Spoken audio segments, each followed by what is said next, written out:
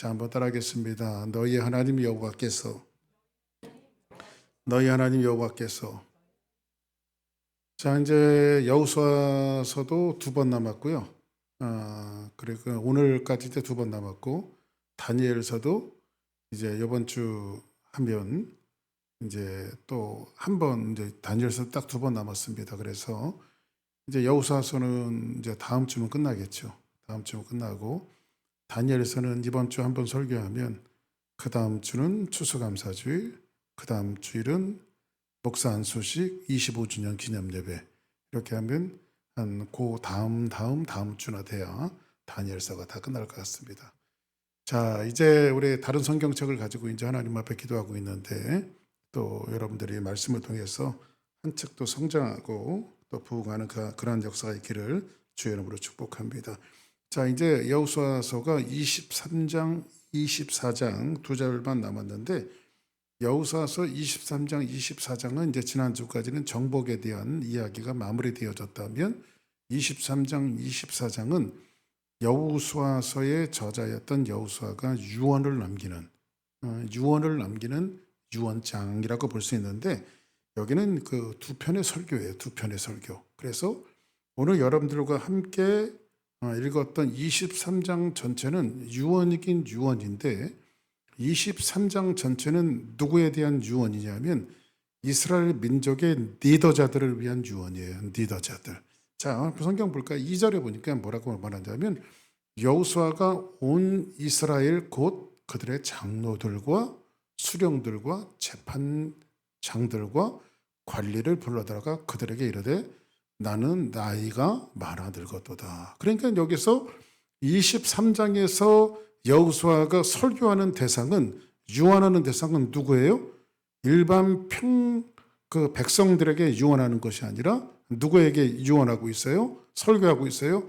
장로들과 수령들과 누구? 재판장들과 관리들을 불러다가 그들에게 설교하고 유언하고 있는 것들을 보여주고 있고요. 그리고 이제 다음 주에 볼 24장은 백성 전체, 그래 이스라엘 민족 백성 전체를 모아놓고 이제 설교하는 그러한 장면이 나옵니다. 그래서 요 23장과 24장을 그런 단락으로 여러분들이 이해하고 들으면 훨씬 더 이해가 잘 될 겁니다. 자, 그러면 요 말씀은 구약 전체에 비유를 한다면, 신체 중에 비유한다면 목과도 같은 거예요. 목. 그러니까는 이제 구약 전체가 여러분들 딱 2가지를 이야기하고 있어요. 여러분들이 이제 복잡하게 생각하실지 모르는데, 구약은 창세기에서부터 요한계시록까지, 창세기에서부터 말라기까지 구약은 뭘 이야기하고 있냐면 딱 2가지입니다. 첫 번째는 뭐냐면, 내 말에 순종하면 너희들이 복을 받을 것이며 내 말에 순종하지 않으면 너희들이 저주를 받을 것이다. 이 딱 2가지예요. 딱 2가지. 한번 따라합시다. 순종하면 복을 받고 불순종하면 저주를 받는다. 자, 그러면 이런 것들을 구약 성경에서 이야기하고 있는데, 오늘 이 말은 23장, 24장에 여호수아도 똑같이 얘기하고 있는 것은 뭐냐면 이런 거예요. 내가 너희들 앞에 복과 저주를 두는데 너희들이 순종하면 복을 받을 것이지만 불순종하면 저주받는다. 사실 여러분들 신명기 28장은 여러분들 우리가 잘 아는 대로 뭐라고 말하죠? 축복장, 이렇게 말하네요. 축복장. 근데 신명기 28장이 여러분들 축복장이라고 하기에는요, 분량이 한 4분의 1 정도는 처음에 축복을 쫙 하다가 4분의 3 정도는요 전부 다 저주예요. 저주. 너희들이 이러면 저주를 받을 것이다. 너희들이 저렇게 하면 저주를 받을 것이다. 그래서 28장이 사실 축복보다는 뭐에 대한 관한 기사가 더 많으냐면 저주에 대한 관한 기사가 더 많아요. 자, 그러면 왜 하나님은 사랑이라고 하시면서 우리 앞에 복과 은혜는 좀 이해가 되는데 왜 저주를 앞에 두셨을까? 좀 이해되지 않으세요? 그죠? 그냥 하나님은 사랑이시잖아요. 그러면 축복만 이야기하면 되는데 왜 저주를 우리한테 두셨을까? 근데 결국은 같은 얘기예요.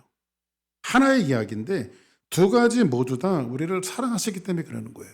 우리가 자녀들을 키울 때 너희 이렇게 하면 복을 받아, 저렇게 하면 복을 받아. 근데 이거 하지 마. 너희 이거 하면 안 돼. 응? 자꾸 부모가 아이들한테 원흉을 주는 것은 왜 그럴까요? 미워서 하지 말라고 그런 걸까요? 아니죠. 사랑하기 때문에 그러죠. 애가 시퍼런 칼을 이제 예를 들어서 한비 씨가 시퍼렇게 날이 쓴 칼을 달라고 하루 종일 쪼릅니다. 그러면 아이고 너 기특하다. 그렇게 하루 종일 쪼르니까 시퍼런 칼 갖고 놀아라고 줄 부모는 없을 거란 말이죠. 그죠?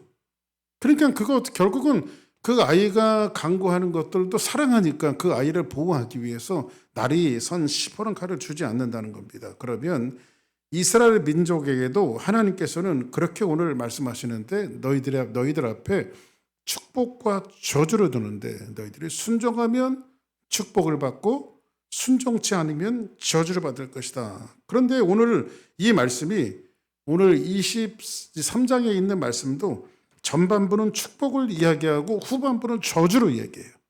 너희들이 이렇게 하면 축복을 받을 것이고 이렇게 하면 저주를 받을 것이다. 이렇게 일관되게 이야기하고 있는데 여호수아가 그렇게 유언하고 있는 것들을 오늘 이제 말씀을 자세히 이제 보면 이렇게 이야기합니다. 자, 23장 1절 여호와께서 주위의 모든 원수들로부터 이스라엘을 쉬게 하신 지 오랜 후에 여호수아가 나이 많아 늙은지라. 이 성경이 가끔 이제 자주 설교 준비를 하면서 제가 이제 신학을 하고 성경을 이렇게 주로 연구했던 그 성경이 개역 성경이에요. 개역 성경. 그런데 이제 수년 전서부터 한 2, 30년 됐을까요? 그때부터 개역 개정 성경이 나왔잖아요. 개역 개정. 그래서 찬송가도 바뀌고 그렇게 됐는데 이제 개역 개정을 갖고 설교 준비를 하다 보니까는 어떤 거는요. 옛날에 개역 성경이 훨씬 더 번역이 잘 된 게 있는 것 같아요. 잘 된 게. 다시 말해서 옛날에는 이렇게 돼 있었어요. 이스라엘을 쉬게 하신지, 근데 이거를 이스라엘을 안식하게 하신지 이렇게 돼 있어요. 옛날 성경에는. 제가 볼 때는 안식이라고 하는 말이 성경을 훨씬 더 이해하기 쉽게 얘기해 놓은 것 같아요. 그래서 이스라엘을 쉬게 하신지 안식하게 하신지 이렇게 말하는데 안식이라고 하는 개념은 굉장히 중요한 겁니다. 자 보세요. 다시 한번 제가 성경을 읽어드릴게요. 여호와께서 주위의 모든 원수들로부터 지금까지 전쟁을 해왔잖아요. 그렇죠? 이스라엘을 안식하게 하신 지 오랜 후에 여호수아가 나이 많아 늙은지라. 그 나이 많아 늙은 여호수아가 지금 안식에 대한 것들을 이야기하고 있는데 성경에서 여러분들 중요한 무엇보다도 중요한 개념 중에 하나가 뭐냐면 바로 안식이라는 거예요. 안식. 여러분들 하나님께서는 6일 동안 세상을 창조하시고 7일째 되는 날은 쉬셨잖아요. 그죠? 자, 첫째 날 창조하시고 둘째 날, 셋째 날, 넷째 날, 다섯째 날, 여섯째 날 창조하시고 일곱째 된 날은 쉬셨잖아요. 그걸 우리는 안식일이라고 그러잖아요. 안식일. 그러면 질문합니다. 여덟째 날은 뭐 하셨을까요? 일하러 나갔나요? 다시? 여덟째 되는 날은. 한번 여덟째 되는 날은 뭐 했을 것 같아? 다니엘아. 첫째 날서부터 여섯째 날까지 하나님께서 세상을 만드셨잖아. 그런데 여덟째 되는 일곱째 된 날은 안식하시고 그럼 8일째는 뭐 하셨을까? 잘 모르겠어. 그게 우리는 7일째 안식을 했으면 8일째는 일하러 나간다라고 하는 개념으로 생각을 하고 있는데 이 8이라고 하는 개념은 레위기에 보면 이런 말씀이 있습니다. 너희들이 첫째 날에 안식할 것이요 여덟째 날에 안식할 것이니라 이런 말씀이 있어요. 그 여덟째 날은 뭐냐면 여덟째 날은 일하러 나가는 것이 아니라 이것은 이런 거예요.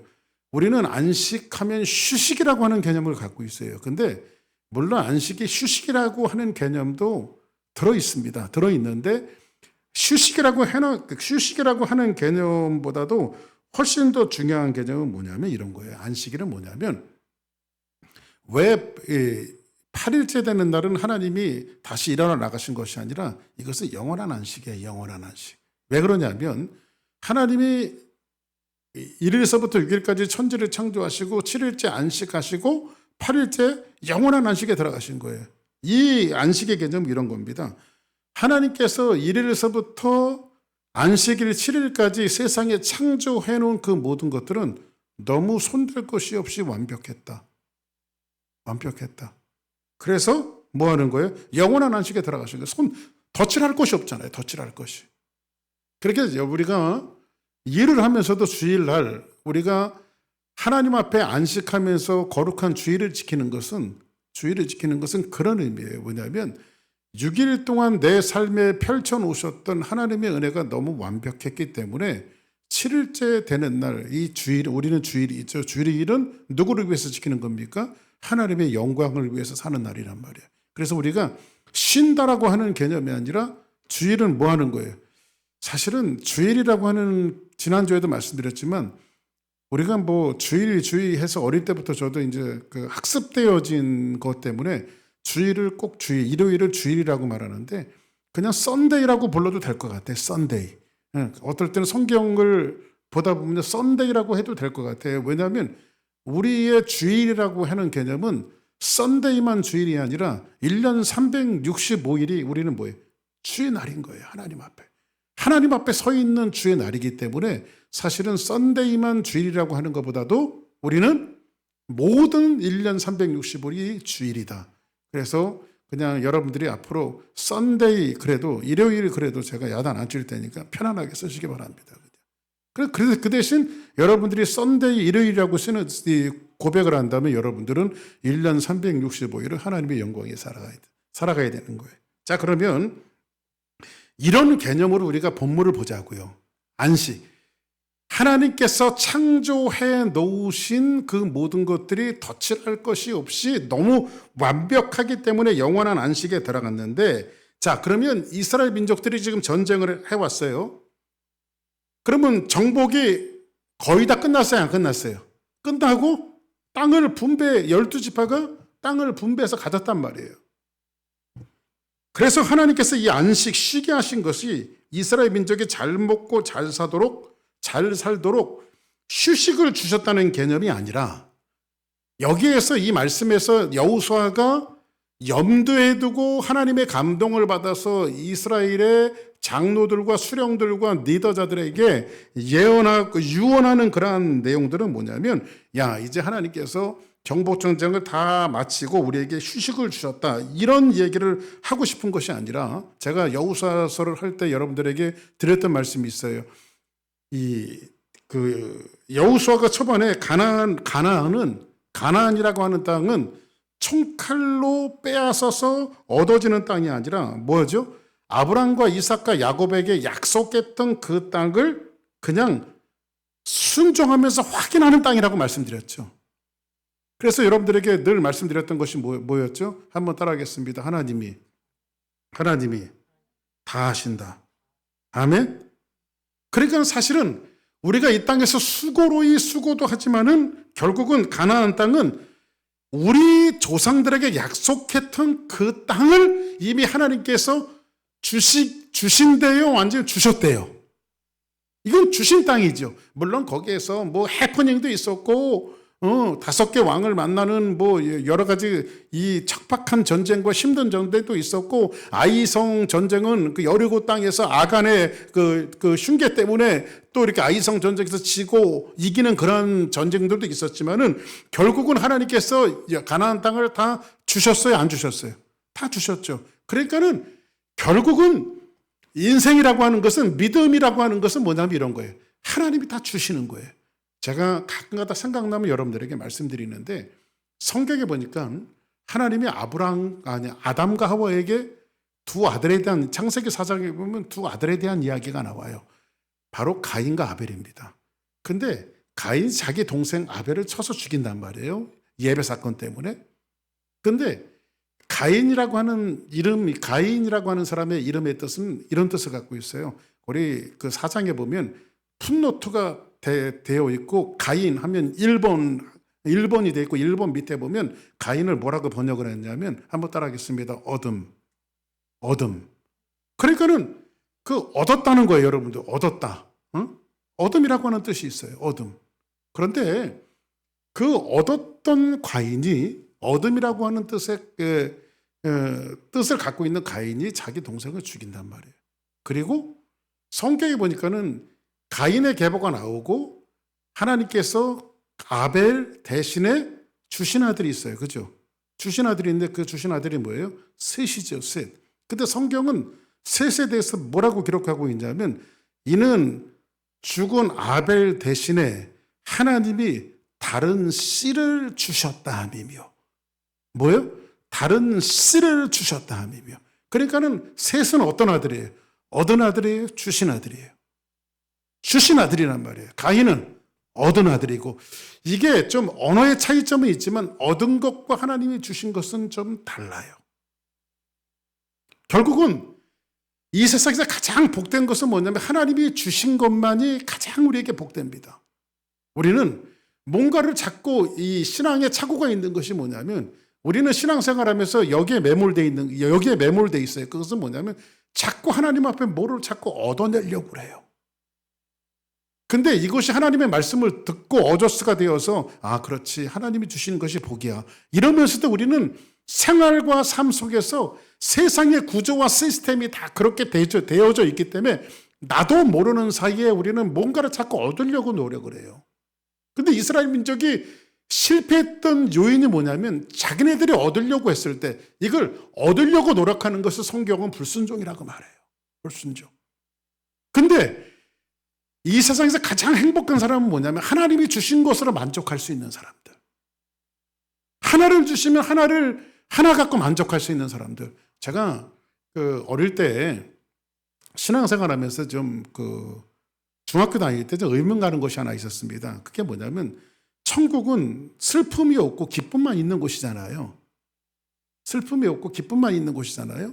그런데 이제 천국에 가면 이제 저를 가르쳤던 전도사님이 설교를 하실 때 뭐라고 설교를 하셨냐면 천국에 가면 슬픔이 없고 기쁨만 있는데 하나님 앞에 봉사 잘하고 열심히 한 사람들은 하나님 앞에 상급을 많이 받고 하나님 앞에 봉사 잘 안 하고 뺀질뺀질한 사람들은 개털 모자 받는다. 이런 면류관 받고 개털 모자 받는다. 그래서 가만히 생각해 보니까는 저는 중학교 때 하도 말썽을 많이 피워갖고요. 천국 가면 개털 모자 쓸 것 같더라고요. 근데 기분이 썩 안 좋아졌어요. 그래가지고 전도사님한테 물어봤죠. 전도사님, 제가 천국 가갖고 면류관 못 받고 개털 모자 받으면 굉장히 쪽팔릴 것 같아요. 제가 그랬어요. 근데 천국은 기쁨이 있는 곳인데 제가 개털 모자 쓰고 있으면 굉장히 창피할 것 같은데 이거 어떡하면 좋죠? 근데 그 전도사님이 저한테 나름 그냥 저한테 명쾌한 대답을 해주셨어요. 왜냐하면 천국은 기쁨이 있는 곳인데 하나님이 한 개를 주셔도 기쁘고 10개를 주셔도 기쁘다는 거예요. 응? 그리고 기쁨이 있는 곳이기 때문에 그러니까는 천국은 불만족이 있는 곳이 아니라 그 자체로 만족감이 있는 것이다 라고 하는 그런 얘기를 해주셨는데 성경에 보면 분명히 10고을을 다스리는 권세가 있고 그 10고을을 다스리는데 그 고을에 거할 사람들도 있는데 그 자체가 하나를 받았든 10개를 받았든 하나님 안에 있으면 모두 다 기쁨을 소유한다라고 하는 그런 얘기를 말씀드렸습니다. 자, 그런데 오늘 여기에서 이제 정확하게 이야기해주고 있는 것이 뭐냐면 가나안 땅은 이스라엘 민족이 얻으려고 해서 얻어지는 땅이 아니라 이미 아브람과 이삭과 야곱에게 약속하신 그 땅을 확인하고 그리고 정복하고 누리기만 하면 되는 땅이잖아요. 근데 여기에서 뭐가 전제가 돼 있죠? 그것은 뭐냐면 하나님 앞에 안식이라고 하는 것은 뭐냐면 하나님의 은혜로 주어지는 땅이기 때문에 여기 전제되는 게 뭐냐면 순종이에요. 순종하는 삶이에요. 결국은 내가 뭔가를 얻어내려고 하면 인생이 고달플 수밖에 없어요. 그러나 하나님이 주신 것으로 만족하면 어차피 하나님께서 우리에게 주신 것으로 만족하면 그거를 성경은 신앙이고 믿음이라고 이야기합니다. 자, 그러면 여호수아가 이제 오늘 23장을 통해서 지도자들에게 이제 나는 늙어서 내가 내 생명이 얼마 안 남은 것 같으니까 너희들은 지도자들인데 너희들이 백성들이 타락하지 않고 잘 지도하다가 이제 나중에 천국에서 만나자. 뭐 이런 식의 유언이 아니라 이 말씀은 뭐냐면 오늘 본문의 구절마다 여러분들 23장을 쭉 읽어가다 보면요. 계속해서 읽어가다 보면 요 짧은 23장 한 장에 13번이나 반복되는 게 있어요. 13번이나. 여러분들 저도 이제 글 쓰는 재주가 별로 없거든요. 진짜 글 쓰는 재주가 별로 없는데 글을 쓸 때에 같은 단어나 같은 문장들을 반복하는 것은 썩 좋은 글이 아니죠. 근데 여기서 이 한 장을 쓰면서 여호수아는요, 이 한 장에 13번이나 반복되는 용어가 있는데 이 용어가 뭐냐면 너희 하나님 여호와께서, 너희 하나님 여호와 그가, 너희 하나님 여호와께서, 너희 하나님 여호와께서, 이것이 13번이나 반복이 되어지는데 이것이 뭘 얘기하는 걸까요? 이 땅을 너에게 주셨고 이 땅을 너희들이 순종하고 너희 하나님 여호와께서, 너희 하나님 여호와께서, 너희 하나님 여호와께서, 이런 겁니다, 여러분들. 오늘 이 말씀을 통해서 여호수아가 하고 싶었던 것은 뭐냐면, 저는 지금은 미국에 와갖고 별로 광이 안 됐습니다만 옛날에 한국에 있었을 때는요, 제가 아주 요즘에 손흥민 선수 또 그저께인가 한 골 넣었죠. 쿠웨이트하고 국가대표 월드컵 해갖고 손흥민 선수가 한 골을 넣었는데, 요즘에 그렇게 축구를 좋아하는 것처럼요, 제가 한국에서 살 때 엄청 좋아했던 운동이 야구입니다. 야구. 저는 어디를 응원했냐면 LG 트윈스, 그러니까 LG를 응원했어요. LG 쌍둥이. 그런데 쌍둥이가 붙으면 늘 지는 팀이 있어요. 그게 어디냐면 해태 타이거즈. 해태 타이거즈는 호남을 광주를 이제 시를 두고 있는데, 그 해태 타이거즈의 감독이 누구냐면 바로 김응용, 명장이죠. 그 사람이 그 코리안 시리즈를요 10번도 넘게 제패했던 명장 중에 명장입니다. 선동열 씨. 근데 그 선동열 씨가 그 해태 타이거즈를 진두지휘하고 있었을 때 거기에 핵심 멤버 중에 둘이 있었어요. 둘이. 하나는 뭐냐면 선동열, 김응용 씨가 했을 때 김응용 감독 투수로는 선동열 대단했죠. 선동열 씨. 그리고 두 번째로는 이종범, 유격수 이종범. 그래서 선동열, 이종범은요 아주 그냥 해태 타이거즈의 마스코트예요. 그런데 김응용 감독이 열심히 진두지휘하다가 이 사람들이 워낙 탁월하니까요, 선동열도 일본이 데리고 갔고요. 일본 프로 야구팀에서 데리고 갔고요. 이종범도 일본 야구팀에서 데리고 왔어요. 근데 그때 선동열이 빠지고 이종범이 빠지니까 해태 타이거즈가 그 해는요, 두 사람이 빠진 해는요 성적을 제대로 내지 못했어요. 그때 인터뷰를 옛날에 야구 강의였기 때문에 인터뷰를 하는데 김응용 씨한테 이제 김응용 감독에게 인터뷰를 합니다. 아니 해태 타이거즈가 그 명성에 걸맞지 않게 올해 성적을 못 냈는데 이게 또 어떻게 된 일입니까? 라고 이야기하니까 김응용 씨가 굉장히 유명한 말을 했습니다. 동열이도 가고 종범이도 가고 그러니까 선동열도 가고 이정범도 가고, 하지만은 내년에는 또 좋은 성적을 또 낼 겁니다. 그런데 그 다음에 또 김응용 씨가 그 한국 시리즈에 또 우승을 또 했어요. 자, 여기서 이제 제가 이 말씀을 드리는 건 뭐냐면 이런 겁니다. 여호수아가 지도자들을 불러 모아놨고, 여기는 그 리더급들이잖아요. 리더급들. 그러니까는 리더자들이 항상 주의해야 할 것은 뭐냐면, 저도 마찬가지거든요. 저도 이제 주사랑교회 담임 목사, 여러분들도 이제 사역하면. 근데 리더자들이 매몰되기 쉬운 것은 뭐냐면 내가 아니면 안 된다라고 하는 생각을 버려야 돼요. 항상. 그러니까 여기서 여호수아가 이야기하는 것은 뭐냐면, 모세도 가고 나도 가고 너희들도 다 갈 거지만은 누가? 너희 하나님 여호와께서. 너희 하나님 여호와께서. 그죠? 그러니까 결국은 휴스턴 주사랑교회는 박규석이도 가고 그 다음 세대도 가고 다 갈 거예요. 그런데 너희 하나님 여호와께서, 우리가 이제 다다음 주에 저희 교회가 25주년 예배를 드릴 거잖아요. 저희 교회가요 지금까지 걸어온 길이 그렇게 녹록하거나 순탄치 않았습니다. 그냥 아무것도 없는 곳에서 시작해서 여기까지 걸어왔는데, 어떨 때는요, 야 이제 이러다가 교회 문 닫겠다, 이렇게 좀 그 존폐의 위기까지 닥치는 그러한 힘들고 어려운 시간들이 있었어요. 그럴 때마다 하나님께서 주시는 말씀은 뭡니까? 너희 하나님 여호와께서. 주사랑교회는 박규석이가 운영하는 것도 아니고 그 누가 운영하는 것도 아니라 누가? 너희 하나님 여호와께서. 그래서 이 지도자들을 불러 모아놓고 지금 여호수아가 유언하는 것은 뭐냐면 모세도 가고 나도 가고 너희들도 다 갈 터인데 과거도 그렇고 현재도 그렇고 미래도 앞으로 그럴 것인데 우리 민족은 누가 인도할 것이다? 너희 하나님 여호와께서.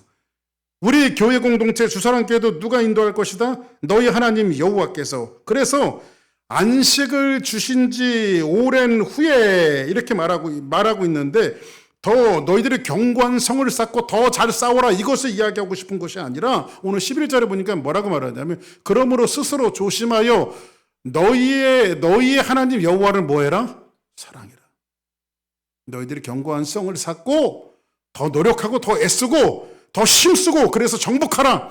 진취적으로 나가라. 그것을 이야기하는 것이 아니라 어차피 너희들은 하나님의 자녀들이고 하나님의 백성이고 너희들은 하나님의 구속된 민족이기 때문에 너희들이 해야 될 것은 없다. 지금까지도 가나안 땅도 너희들이 전쟁에서 뺏은 땅까지만 너희 하나님 여호와께서 주셨고 너희 조상들에게 약속한 땅을 그냥 하나님이 너희들에게 다 주신 거야. 그리고 너희들도 앞으로 너희 수령들, 너희 장로들, 너희 리더자들 너희들이 해야 될 것은 다 하나밖에 없어. 백성들을 견고하게 세우고 이런 것이 아니라 너희들부터 뭐하라? 하나님을 사랑해라. 그래서 먼저 우리 금요일날 이렇게 예배 나오시는 여러분들이 어찌 보면 리더격이고 여러분들은 교회 지도자들도 될 수 있어요. 근데 여러분들이 누구를 위해서 누구를 세우고 뭐 이런 것도 중요하지만 더 중요한 것은 뭐냐면 우리들이 해야 될 일은 누구를 더 사랑하는 거예요. 하나님을 더 사랑하는 거예요. 우리가 하나님을 사랑할 때 다른 성도들이 하나님을 사랑하게 되어지는 거예요. 이 교인들이요, 아주 동물적인 본능들이 있습니다. 그 동물적인 본능들이 뭔지 아십니까? 예? 누가 최선을 다해서 하나님을 섬기는지 열심히 하는지 그거 다 이렇게 교회 식구들이 다 누구든지 다 알고 있어요. 저는 사역자로 지금까지 오래 살아왔기 때문에 그리고 큰 교회 이제 부사역자도 제가 해봤고 큰 교회 뭐 가면은 부사역자들이 제가 있었던 교회는 한 1000여 명 모였던 교회이기 때문에 거기에는 뭐 부사역자들이 전도사들까지 한 15명쯤 됐어요. 15명. 그때나 지금이나 저는 이제 서바이벌을 했던 것 같아요. 튀려고. 그 많은 사역자들 중에서 튀려고 애를 썼던 것 같아요. 그래서 막 그 새벽기도 나가는 것도요. 주일날 나가는 것도 제일 먼저 나가야 돼요. 누가 먼저 와 있으면 기분 나쁘고 말이야. 근데 나름대로의 열심이었던 것 같아요. 그런데 우리의 밑바탕에 있어야 될 것은 뭐냐면 하나님을 사랑하는 거예요. 할렐루야. 우리 사역자들이 먼저 뭘 해요? 하나님을 사랑해야 돼요. 그다음에 하나님을 사랑하지 못한 성도들이 지도자들이 성도들을 사랑한다는 건 있을 수 없어요. 여러분들이 먼저 누구를 사랑해야 돼? 그러니까 하나님과의 관계는요, 사랑의 관계예요. 사랑의 관계. 어떻게 하나님을 사랑하지 않고 내가 나에게 맡겨주신 양들을 사랑할 수 있어요? 사랑은 누구로부터 나는 거예요? 하나님으로부터 나는 거예요. 그렇죠? 성경에서 뭐라고 말하죠? 우리가 사랑하면 그가 먼저 우리를 사랑하셨습니다. 먼저. 하나님의 사랑을 우리가 우리 마음 속에 막 인처럼 박히고 나서야 결국은 우리가 하나님을 사랑할 수 있게 되죠. 이 하나님과의 사랑의 관계를 잘 설명해 주는 말씀이 에베소서에 나오는데 성경 볼게요. 에베소서. 그는 허물과 죄로 죽었던 너희를 살리셨도다. 같이 한번 읽을까요? 시작. 그때 너희는 그 가운데서 행하여 이 세상 풍조를 따르고 공중의 권세를 잡은 자를 따랐으니 곧 지금 불순종의 아들들 가운데 역사하는 영이라. 3절 시작.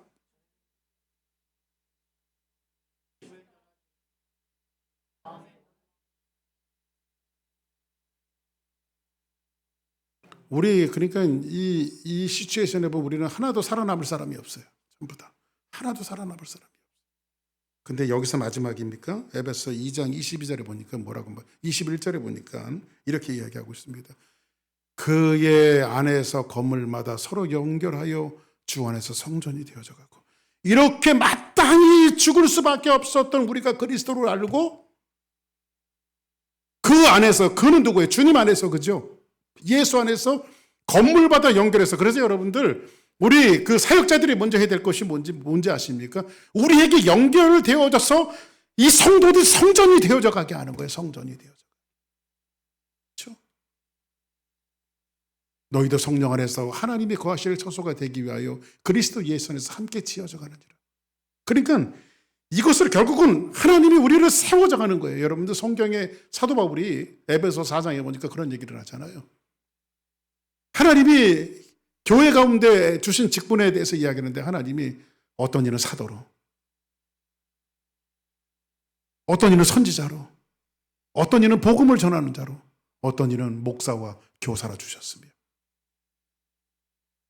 여러분들, 우리가 이제 목회자들, 목사 이렇게 포이맨이라고 말하잖아요. 근데 성경에 보니까 약간 우리 그 성경을 보다 보면 우리 한국 말에 대한 번역, 이제 제가 주석 같은 거 보면서 원문을 보니까요. 근데 목사와 교사가 다르지 않아요.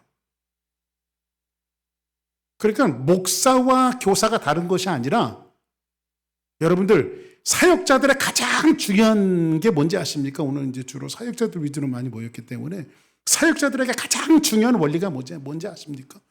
넘버 원이 뭔지 아세요? 신방하는 거? 손잡고 기도해 주는 거? 봉사하는 거? 근데 사도 바울은 그것을 가지고 이렇게 말합니다. 어떤 이는 사도로, 어떤 이는 선전자로, 어떤 이는 복음을 전하는 자로, 어떤 이에게는 목사와 교사로 주셨는데, 이 목사와 교사가 다른 게 아니라 사실 원문에 보면 연결되어 있어요. 목사로서 교사로서 이렇게 되어 있어요. 그래, 목사 플러스 교사가 하나예요. 하나를 이야기하고 싶었던 거예요, 사도 바울이. 어떤 교사를 따로 이야기하는 것이 아니라 목사로서 교사로서. 그러면 이 목회자 포이맨들이 가장 중요한 역할이 뭘까요? 하나님의 말씀을 잘 가리키는 거예요. 적어도 여러분들 그 사역자로 부름을 받고 하나님 앞에 부름을 받은 사람들의 첫 번째가 뭔지 아십니까? 하나님의 말씀을 제대로 가리키는 거예요. 그러니까 여러분들, 우리가 성경을 붙들고, 이 성경을 붙들고 자꾸 씨름을 해야 돼요. 씨름을 하고. 이 하나님의 그 베레아 사람들은 데살로니가 사람보다 훨씬 더 신사적이어서 말씀이 그러한가 아니한가 묵상했다 그랬잖아요. 그렇죠? 그리고 우리는 하나님의 말씀을 보고 하나님의 말씀의 진리를 알기 위해서 어떤 때는요, 기우뚱기우뚱 하는 게 있어요. 저는요, 주석이요, 제가 그 사이버 주석, 인터넷 제가 받아놓은 그 주석이 한 40가지쯤 됩니다. 40가지. 근데 어떨 때는요, 의문이 가면요, 한 10가지 정도 이상 제가 다 찾아봐요. 그 의미에 대해서. 왜냐하면 숙제가 풀리지 않으니까. 근데 종합해갖고 얻어지는 결론들이 있는데, 그때는 이제 머리가 막 맑아지고 시원해지는 것 같아요. 제가 제 자랑을 하려고 그러는 것도 아니고, 그런 것들이 쌓여갖고 하나님의 말씀을 잘 가리키는 사람들이 될 수 있다고. 목회자들에게, 이제 우리 전도사님들 이제 조금 있으면 목사 안수 받을 텐데, 목사들에게 제일 우선되어지는 가치는 하나님의 말씀을 잘 가리키는 거예요. 그게 봉사보다 더 중요하고, 그게 전도보다 더 중요하고. 왜냐하면 우리에게 주신 그 사역이 그거니까. 먼저 하나님의 말씀을. 그래서 여러분들 좀 죄송합니다. 제일 꼴볼견 같은 그 프리칭을 하는 사람들이 뭐냐면, 성경 읽어놓고 딴 말 하는 사람들이에요. 본문하고는 전혀 관계없는 말들. 그런 분들 많이 봤어요. 근데 본문에 충실하고, 이 말씀이 우리에게 뭘 얘기하고 싶은 건지 그거 붙들고 싸움을 해야 돼요. 우리가 씨름을 하고. 그래서 우리 전도사님 목사 안수 받을 때 제일 많이 나왔던 얘기가 뭐냐면, 목사님들이 다 그런 얘기해요. 묵상하지 말고 주석을 보라고. 응? 묵상하지 말고 주석을 보라고. 왜냐하면 묵상 쪽으로 처음서부터 이렇게 연결되다 보면 하나님 말씀 진리가 빠질 수가 있거든요. 근데 하나님의 말씀이, 이 말씀이 뭘 얘기하는지 정확하게 그거를 우리가 찾아내고 난 다음에 어떨 때는 그 하나님의 말씀이 이해되어질 때 얼마나 가슴이 통쾌한지 몰라요. 여러분들, 목사가 제일 기분 좋을 때가 언제인지 아십니까? 예? 목사가 제일 기분 좋을 때가 언제인지 아세요? 저한테 한번 물어보세요. 목사는 언제 제일 기분 좋았습니까? 설교했는데 반응이 되게 성도들이 좋을 때, 그때는 너무너무 좋아요. 제가 너무너무 기뻐요. 세상을 다 얻은 것 같아요. 근데 제일 힘들 때가 언제인지 아십니까? 설교를 하는데 사람들이 반응이 없는 거예요. 그래 딴짓하고. 그래서 여러분들, 앞에 설교하는 사람들 죽쓰게 하려면요, 괜히 땅 쳐다보고 옆에 보고 막 딴짓하면요, 그때는 그 목사님 설교 죽쓰는 거예요. 왔다 갔다 하고. 응? 그러니까 여러분들, 죽어도 거기서 하나님 말씀 듣는 거예요. 죽어도. 그게 경청하는 자의 자세죠. 이번에도 그 노스캐롤라이나 가고 사모님도 한 80명, 80여 명 모였습니다. 그래서 제가 이제 거기 강사로 갔으니까 말씀을 이제 증거하는데, 그래 사모님들이 보통 그 사모님입니까? 그래서 제가 우스갯소리 하나 할게요. 거기 이제 호스트하는 교회에 그 부목사님, 그 교회의 부목사님이 아마 이 행사 하는 이 모든 것들을 다 맡아갖고 이제 했나 봐요. 그런데 그 목사님이, 그러니까 MZ 세대래, 그 전도사님이 부목사님이 MZ 세대래 갔더니 키는 멀대같이 큰데 얼굴에 웃음이 없더라고. 그런데 사모님들이 이제 준비하는 사모님들이 이거 준비하고 저것도 준비하는데 아주 퉁명스럽게 막 대했나 봐요. 그러니까 이제 준비하는 사모님들이 기분이 나빠갖고, 그 교회 부목사님은 왜 이렇게 퉁명스럽고 우리한테 저렇게 미나게 굴까, 사모님들이 원성이 없더라고. 그래가지고 제가 그 사모님들 가슴에 맺힌 하늘을 좀 풀어주기 위해서 그 목사님을 제가 불러다 앉혔습니다. 전사님 잠깐 나 좀 봐. 그래가지고 사모님을 건드리는 것은 영린을 건드린 거야. 나 그래서 영린. 그래서 제가 말하고 나서 영린이 뭔가 하고 또 찾아봤잖아요. 그 옛날에 영린이라고 하는 영화가 있었잖아요. 영린. 근데 영린이라고 하면 영린을 건드렸다고 하는 게 이런 뜻이더라고요. 용이 비늘이 있어요. 이렇게 비늘이. 용이 비늘이 있대요. 쫙 밑으로 깔려진 비늘이 있는데 딱 용의 목 밑에 뒤집어진 비늘이 하나 있대. 이렇게 용의 목 밑에 하나만 비늘이 뒤집어져 있는 거야. 근데 그걸 건드리면 용이 막 난리가 나는 거야. 기분 나빠갖고. 그래서 용이 난리가 나면 이 땅에 비가 온대. 이렇게 그렇게 풀이를 해놨어요. 그거를. 응? 그래가지고 내가 그걸 설명해 주면서, 목사님은 영린을 건드린 거야. 이 사모님들, 담임 목사들도 못 건드리는 사모님들을 네가 건드렸냐? 그러면서. 근데 어쨌든 그 사모님들한테 이제 위로해 주면서 말씀을 증거하는데, 사모님들의 리액션이 정말 끝내주더라고요. 리액션이. 그래서 얼마나 기분 좋게 설교했는지 몰라요. 기분 좋게. 보통 이 사모님들이 자기 남편 목사님들이 설교한 것들을 다 메인지만 하는 사람들 아니에요. 메인지만 하는 사람. 어쨌든 우리에게 제일 중요한 것이 한 가지가 있다면 그겁니다.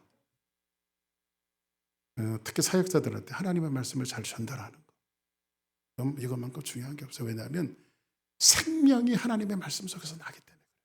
생명. 오늘 여호수아가 누구를 불러놨죠? 23장은 리더자들, 이스라엘의 수령들, 장로들, 제사장들, 이런 그 재판관들, 좀 이렇게 높은 그 리더자들을 불러 모아놓고, 너희들 이제 백성들을 잘 이렇게 이제 매니지먼트 해갖고 다 이렇게 죄짓지 말고 잘 살아라, 이런 걸 유언했던 것이 아니라 제일 먼저 했던 것이 뭐냐면, 너희들이 먼저 하나님을 사랑해라. 그렇죠? 너희들이 먼저 하나님을 사랑해라. 야, 백성들이 잘 살고 못 살고 그건 너희들이 해야 할 일이 아니야. 그건 누가 했냐? 너희 하나님 여호와께서 하실 일이다. 주사랑교회가 부흥하고 안 부흥하는 것은 이건 하나님이 하실 일이지 우리의 몫이 아닌 것 같아요. 근데 우리의 몫은 뭘까요? 여러분들이 먼저 하나님을 사랑하는 것. 이거를 지금 여호수아는 이 리더자들을 불러 모아놓고 너희들이 먼저 하나님을 사랑해라. 너희들이 먼저 하나님 앞에 순종하는 자들이 되어줘. 이거를 이야기하고 있어요. 내일을 위해서 우리는 어떻게 매니지먼트하고 어떤 계획을 세울까? 이거 연구하는 것이 아니라 여러분들의 삶 속에 우리 주사랑교회 이렇게 금요 예배 나오는 여러분들이 먼저 하나님을 사랑하기를 바랍니다. 나머지는 하나님 앞에 맡겨놓고 할렐루야. 이런 모습을 통해서 우리가 주 안의 사람답게 세워지기를 주의 이름으로 축복합니다.